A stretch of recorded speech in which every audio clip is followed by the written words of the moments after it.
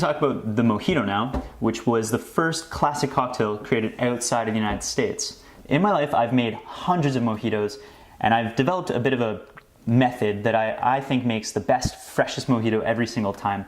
It's really simple. You just take some of that mint, you put it in just under an ounce of simple syrup, press it very lightly, add just under an ounce of lime juice, add your rum, probably a good 2 ounces, top it up with crushed ice, and then churn the mint through the drink evenly so that it evenly distributes. And then you simply top it with some ice cubes. And this avoids the issue of over dilution in a crushed ice drink. Creates a ceiling, a beautiful ceiling for the drink, yeah. Yeah, and then you simply just add like a touch of soda. It's another common issue that a lot of new bartenders Drowning make. it with the gun. They drown it with a ton of soda, and then it just tastes like soda. So with that, that's all done. Then you smack that sprig of mint, put it by the straw, and a nice lime wheel. Best mojito you'll ever make in your life.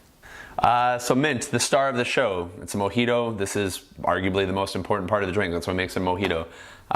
With mint, guys, I see a lot of people and they're shredding it and really beating the hell out of the mint. You don't need to do that. Mint is incredibly delicate. You breathe on it wrong and it'll release the oils. If you shred it, what that's going to do is it's going to release the bitter chlorophyll. And when you're sucking up a mojito through a straw, nobody wants those little flecks and bits in their mouth. So it serves you better just to kind of gently churn it. Or even with the mint, you can just kind of smack it to wake it up, and that'll release the beautiful oils.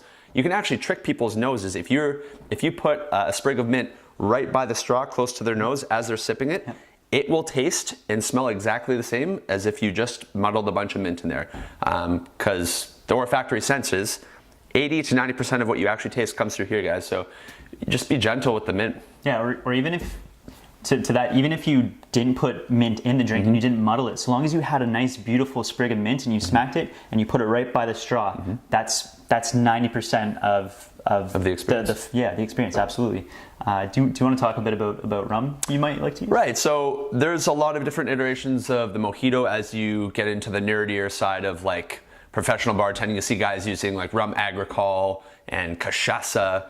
But the standard rum the baseline for any good mojito is, I think, probably just a good white rum. Yeah, absolutely. In fact, probably the most popular around the world would be Havana 3-year, which is fitting. It's a Cuban rum, and it's a famous Cuban drink. So, yeah.